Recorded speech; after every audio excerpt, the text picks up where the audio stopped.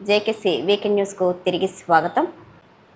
CM సహాయ నిధి పేదలకు అత్యవసర వైద్య చికిత్సలకు ఎంతగానో ఉపయోగపడుతుందని శ్రీకాకుళం శాసనసభ్యులు గొండు శంకర్ అన్నారు. శ్రీకాకుళం నియోజకవర్గంలో మంజూరైన సీఎం సహాయ నిధి పత్రాలను ఎమ్మెల్యే బుధవారం లబ్ధిదారులకు అందజేశారు. స్థానిక విశాఖ ఏ కాలనీలోని ఎమ్మెల్యే గొండు శంకర్ ఆయన పార్టీ కార్యాలయంలో బుధవారం అర్హులకు సీఎం సహాయ నిధిని అందజేశారు. అనంతరం ఆయన మాట్లాడుతూ అత్యవసర వైద్య చికిత్సలు అవసరమైన వారికి పేదలకు సాయం అందించడంలో ముఖ్యమంత్రి నారా చంద్రబాబు నాయుడు ప్రత్యేక దృష్టి సారిస్తున్నారని తెలిపారు. రాష్ట్రంలోని పేద మధ్యతరగతి కుటుంబాలు సీఎంఆర్ఎఫ్తో లబ్ధి పొందాయని, ఆరోగ్యశ్రీ పరిధిలో లేని చికిత్సలు, ఆర్థిక స్తోమత లేని పేద కుటుంబాలకు కూటమి ప్రభుత్వం అండగా నిలుస్తోందన్నారు. ప్రాణాపాయంలో ఎవరున్నా సరే వైద్య చికిత్స అత్యవసరమని గుర్తించిన ప్రజా ప్రభుత్వం ఎల్ఓసీల జారీని వేగవంతం చేసిందన్నారు. కూటమి ప్రభుత్వం అధికారంలోకి రావటం పేద ప్రజలకు భరోసా అని తెలిపారు. సీఎం సహాయ నిధిని వైద్య నిమిత్తం ఖర్చు చేయాలని, పేద ప్రజలకు సీఎం సహాయ నిధిని ఒక వరంగా అందించామన్నారు. సీఎం సహాయ నిధిలో భాగంగా 13 మంది లబ్ధిదారులకు 7,46,851 రూపాయి చెక్కులను అందించారు. అనంతరం లబ్ధిదారులు మాట్లాడుతూ ఆర్థిక స్తోమత లేని తమకు సహాయాన్ని అందించిన రాష్ట్ర ముఖ్యమంత్రికి, అందుకు సహకారాన్ని అందించిన నియోజకవర్గ ఎమ్మెల్యే గొండు శంకర్కు ప్రత్యేక ధన్యవాదాలను తెలియజేశారు. ఈ కార్యక్రమంలో బాధిత కుటుంబ సభ్యులు, నగర, మండల, గ్రామ టీడీపీ నాయకులు, కార్యకర్తలు, డివిజన్ ఇన్ఛార్జీలు తదితరులు పాల్గొన్నారు. ప్రజలకు సంబంధించిన ప్రతి సమస్యకు పరిష్కారాన్ని సత్వరమే చూపిస్తామని రాష్ట్ర వ్యవసాయ శాఖ మంత్రి కింజరాపు అచ్చెన్నాయుడు పేర్కొన్నారు. నిమ్మాడలోని తన క్యాంపు కార్యాలయంలో ప్రజల నుంచి ఆయన వినతులను గురువారం స్వీకరించారు. ప్రజా సమస్యల పరిష్కారానికి అధికారులు ప్రత్యేక చొరవ తీసుకోవాలని రాష్ట్ర వ్యవసాయ శాఖ మంత్రి కింజరాపు అచ్చెన్నాయుడు అధికారులను ఆదేశించారు. నిమ్మాడ క్యాంప్ కార్యాలయంలో గురువారం ప్రజా దర్బార్ నిర్వహించారు. జిల్లాలోని వివిధ ప్రాంతాలకు ప్రజలు వచ్చి వినతిపత్రం అందజేశారు. పలు గ్రామాల్లో అసంపూర్తిగా నిలిచిపోయిన అంగన్వాడీ భవనాలు పూర్తి చేయాలని కోరారు. ఇప్పటికే అధికారులకు ఆదేశం ఇవ్వడం జరిగిందని, త్వరలోనే పూర్తి చేయడం జరుగుతుందని మంత్రివర్యులు తెలిపారు. గత ప్రభుత్వం వితంతు పింఛన్లు నిలిపివేసిందని, వాటిని మంజూరు చేయాలని వినతిపత్రం అందజేశారు. ప్రత్యేక కార్యక్రమం నిర్వహించి వితంతు పింఛన్లు అందిస్తామని మంత్రి తెలిపారు. మాజీ శాసనమండలి సభ్యులు పి విశ్వప్రసాద్, చౌదరి బాబ్జీతో 4 మండలాలు తెలుగుదేశం పార్టీ నాయకులు, కార్యకర్తలు పాల్గొన్నారు. ఖరీఫ్ సీజన్ మొదలవుతున్న క్రమంలో రైతులకు కావలసిన ఎరువులు, విత్తనాలను పూర్తి స్థాయిలో సిద్ధం చేసి అండగా నిలవాలని కలెక్టర్ స్వప్నిల్ దినకర్ ఆదేశించారు. వ్యవసాయ శాఖతో గురువారం జరిగిన సమీక్షలో ఆయన పలు సూచనలు చేశారు. రైతులకు విత్తనాలు సత్వరమే పంపిణీ చేయాలని జిల్లా కలెక్టర్ స్వప్నిల్ దినకర్ పున్కర్ ఆదేశించారు. రైతులకు విత్తనాల సమస్య రాకుండా చూసుకోవాలన్నారు. కలెక్టరేట్ కార్యాలయ సమావేశ మందిరంలో వ్యవసాయ అనుబంధ శాఖల అధికారులతో ఆయన సమీక్షించారు.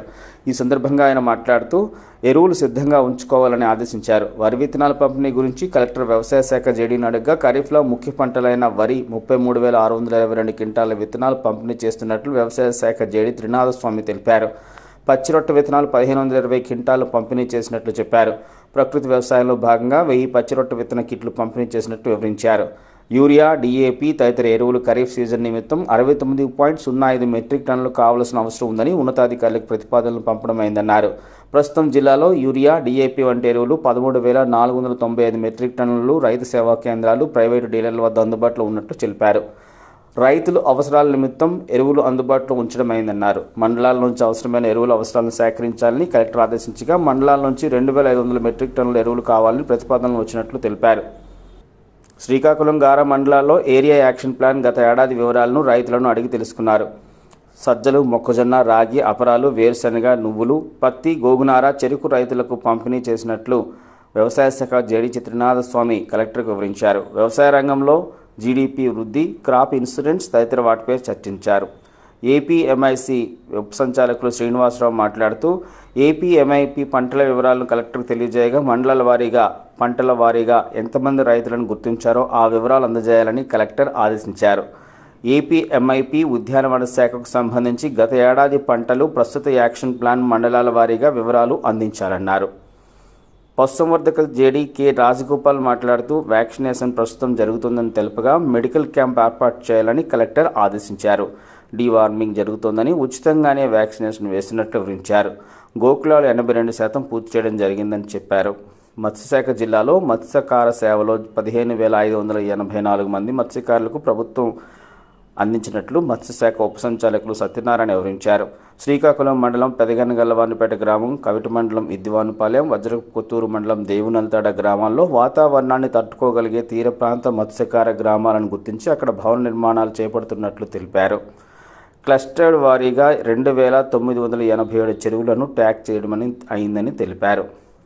సమావేశంలో ట్రైనీ కలెక్టర్ పృథ్వీరాజ్ కుమార్, వ్యవసాయ శాఖ జేడి త్రినాథ్ స్వామి, మత్స్యశాఖ ఉప సంచాలకులు సత్యనారాయణ, పశుసంవర్ధక శాఖ ఏపీ ఎంఐపీ డిడి శ్రీనివాసరావు, పశుసంవర్ధక శాఖ జేడీకే రాజగోపాల్, వ్యవసాయ శాఖ ఏడీ తదితరులు ఫసల్ బీమా రైతులకు ఎంతో ఉపయోగపడుతుందని, ప్రభుత్వం అమలు చేస్తున్న పథకాలు సద్వినియోగపరచుకోవాలని రాష్ట్ర వ్యవసాయ శాఖ మంత్రి కింజరాపు అచ్చెన్నాయుడు అన్నారు. నిమ్మాడలోని క్యాంపు కార్యాలయంలో ఫసల్ బీమాకు సంబంధించిన గోడ పత్రికను ఆయన శుక్రవారం ఆవిష్కరించారు. ప్రధానమంత్రి ఫసల్ బీమా యోజన పథకం కేంద్ర రాష్ట్ర ప్రభుత్వాలు సంయుక్తంగా అమలు చేస్తున్నందున ఈ పథకాన్ని రైతులు సద్వినియోగం చేసుకోవాలని రాష్ట్ర వ్యవసాయ శాఖ మంత్రి కింజరాపు అచ్చెన్నాయుడు పిలుపునిచ్చారు. నిమ్మాడ క్యాంపు కార్యాలయంలో సంబంధిత గోడ పత్రికను శుక్రవారం ఆవిష్కరించారు. ఈ సందర్భంగా ఆయన మాట్లాడుతూ ఈ పథకం ప్రధాన ఉద్దేశం తుఫాను, కరువు, అకాల వర్షాల వంటి ప్రకృతి వైపరీత్యాల కారణం వల్ల నష్టపోయిన రైతులకు ప్రభుత్వం ఆర్థిక సహాయం అందించేందుకు ఈ పంట బీమా పథకం ద్వారా నష్టాన్ని అంచనా వేసి సాగు చేసిన రైతులకు ఇన్సూరెన్స్ సౌకర్యం వర్తింపజేసి పరిహారం అందించనున్నట్లు తెలిపారు. ప్రధానంగా జిల్లాలో వరి, మొక్కజొన్న పంటల బీమా సౌకర్యం కల్పించినట్లు తెలిపారు. ఈ పథకం క్రింద రైతులకు సహజ ఉత్పత్తుల నుంచి రక్షణ కల్పించేందుకు ఆర్థిక భరోసా అందివ్వనున్నట్లు అన్నారు. రైతులు తక్కువ ప్రీమియం చెల్లించి అధిక బీమా రక్షణ పొందవచ్చని సూచించారు. కార్యక్రమంలో వ్యవసాయ అధికారులు గోవిందరావు, జగన్మోహన్ రావు తదితరులు పాల్గొన్నారు. మన్యం వీరుడు అల్లూరి సీతారామరాజు స్ఫూర్తి అజరామరంగా నిలుస్తుందని శ్రీకాకుళం శాసనసభ్యులు గొండు శంకర్ అన్నారు. పోరాటాలకు మార్గదర్శకంగా ఆయన నిలిచారని ఆయన కొనియాడారు. యువతకు స్ఫూర్తి ప్రదాత అల్లూరి సీతారామరాజు అని, ఆయన జీవిత చరిత్రను ప్రతి ఒక్కరూ తెలుసుకోవాలని శ్రీకాకుళం నియోజకవర్గ శాసనసభ్యులు గొండు శంకర్ అన్నారు.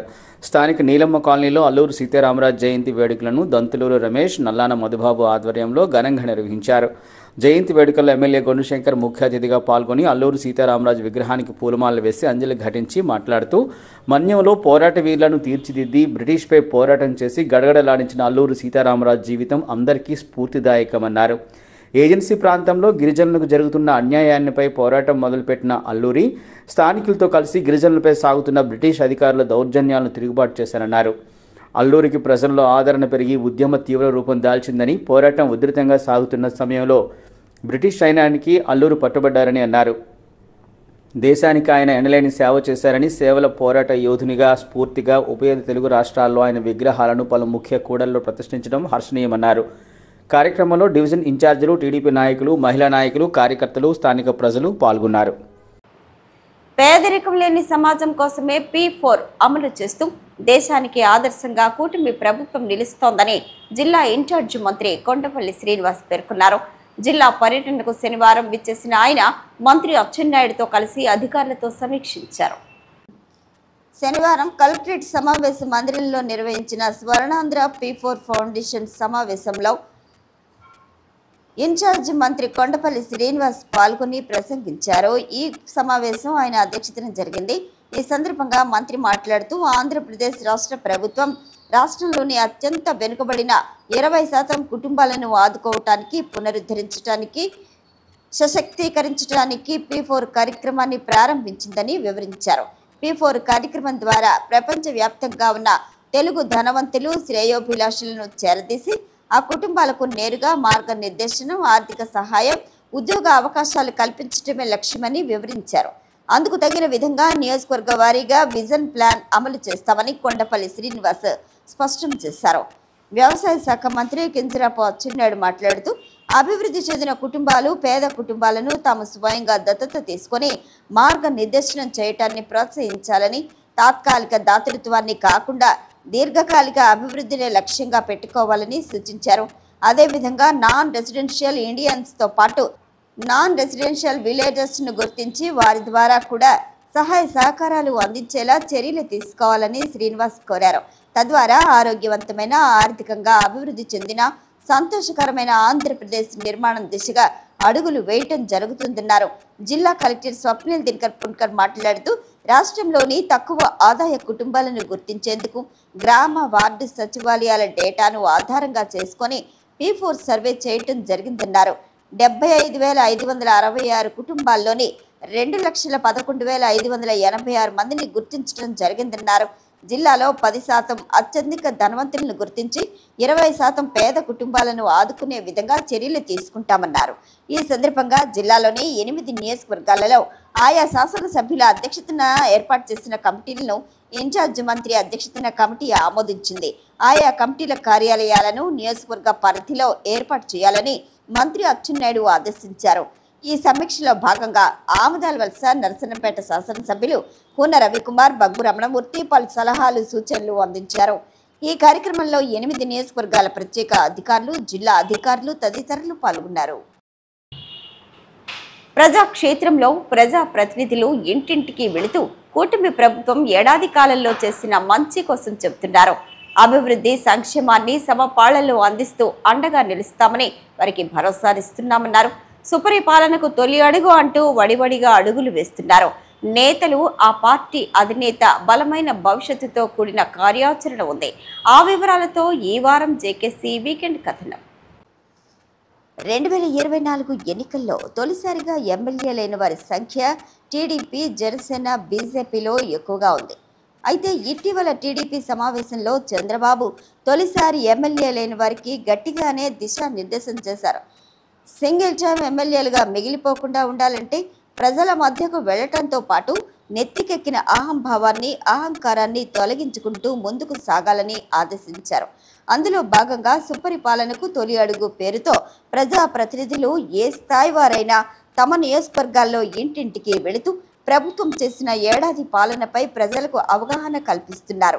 జిల్లా వ్యాప్తంగా అటు కేంద్ర మంత్రి కింజరాపు రామ్మోహన్ నాయుడు, రాష్ట్ర మంత్రి కింజరాపు అచ్చెన్నాయుడుతో పాటు శాసనసభ్యులు, పార్టీ శ్రేణులు తమ స్థాయిలో సుపరిపాలనకు ఏడాది అంటూ రోజు ప్రజల చెంతకు వెళ్లి కరపత్రాలను అందిస్తూ కూటమి పాలనపై వివరిస్తున్నారు. పనిలో పనిగా స్థానిక సమస్యలపై ప్రజలతో చర్చిస్తున్నారు. పరిష్కారానికి మార్గాలను కూడా సూచిస్తున్నారు. సార్వత్రిక ఎన్నికల్లో కూటమి ప్రభుత్వం విజయం సాధించిందనే ఆనందంతో ప్రజాక్షేత్రాన్ని వదిలేస్తే సింగిల్ టైమ్గా మిగిలిపోతారంటూ చంద్రబాబు పదే పదే చెబుతుండటం వెనుక భవిష్యత్తు వ్యూహాన్ని టీడీపీ శ్రేణులు అర్థం చేసుకుంటూ ముందుకు సాగాల్సిన అవసరం ఉంది. సూపర్ 6 హామీలు, చంద్రబాబు మేనిఫెస్టో అంతా బూటకమంటూ ఒకవైపు వైకాపా క్షేత్రస్థాయిలో ఆందోళనలు నిర్వహిస్తూ ప్రజలకు చేరువయ్యే ప్రయత్నం చేస్తున్న క్రమంలో తమ నియోజకవర్గాల్లో అభివృద్ధి సంక్షేమాన్ని సమపాళ్లలో ముందుకు తీసుకువెళుతున్నామని గట్టిగా కూటమి నేతలు చెప్పడానికి ఈ కార్యక్రమం వినియోగించుకోవాలనేదే చంద్రబాబు ఉద్దేశ్యం. వాస్తవ పరిస్థితుల్లో ప్రతి నియోజకవర్గంలోనూ ఎన్నికల వేళ ఆయా ఎమ్మెల్యేలు ఇచ్చిన హామీలు ఏడాది కాలంలో ఏ మేరకు నెరవేర్చారనే ప్రశ్న తలెత్తినప్పుడు సమర్థవంతంగా తాము ఈ శాశ్వత పనులు చేశామనే చెప్పుకునే స్థితిలో కొన్ని నియోజకవర్గాలు మాత్రమే కనిపిస్తున్నాయి. రాష్ట్ర స్థాయి పథకాలు ప్రజలకు అందించడం ఒక ఎత్తైతే స్థానిక నియోజకవర్గాల్లో పేరుకుపోతున్న మౌలిక వసతుల సమస్యలతో పాటు గత పాలనా వైఫల్యాలతో కొద్దిపాటి నిధులు సమకూరిస్తే పూర్తయ్యే అభివృద్ధి పనులు ఈ ఏడాది కాలంలో మోక్షం కలగలేదు. ఎంతసేపటికి స్కీముల రూపంలో ప్రజలకు అందుతున్న లబ్ధి 1కి 4 సార్లు చెబుతున్న పాలకులు విపక్ష పార్టీలు సంధిస్తున్న ప్రశ్నలకు సమాధానం ఇవ్వాల్సిన అవసరం కూడా ఉంది. సుపరిపాలనకు తొలి అడుగు పేరుతో ఇంటింటికి వెళుతున్న ప్రజాప్రతినిధులు ఆయా గ్రామాల్లో మౌలిక వసతులపై మాత్రమే దృష్టి సారిస్తున్న పరిస్థితి ఉంది. కానీ అక్కడ ఆరోగ్య కేంద్రం, ప్రభుత్వ పాఠశాలతో పాటు నిరుద్యోగ యువత, ఉపాధి తదితర కీలక అంశాలను కూడా పరిశీలించి సమస్య ఉంటే పరిష్కారానికి తొలి అడుగు వేయటం సుపరిపాలనలో భాగమే అని అర్థం చేసుకోవాలి. ముఖ్యమంత్రి చంద్రబాబు నాయుడు ఏ ఆలోచనతో ప్రజల ముంగిటకు ప్రజా ప్రతినిధులను పంపిస్తున్నారు, ఆ దిశగా ఎమ్మెల్యేలు అడుగులు పర్యవేక్షణ లేకపోతే మొక్కుబడి కార్యక్రమంగా మిగిలిపోతుంది. పార్టీ అధికారంలో ఉంది కాబట్టి బలోపేతం అనే మాట రాకపోయినా విపక్ష విమర్శలు ప్రజలకు చేరువై చర్చ జరగక మునిపే కూటమి అడుగులు బలంగా చేరాలి అనేది పార్టీ అధినేత ఆలోచన. తద్వారా కూటమి అధికారం మరింత పటిష్టం చేసుకునే ప్రయత్నంలో భాగమే సుపరిపాలనకు తొలి అడుగు.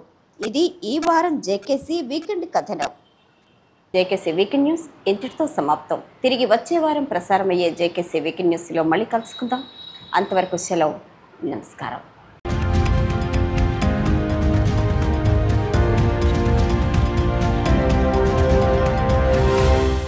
Please subscribe, like, share and comment on JKC Media.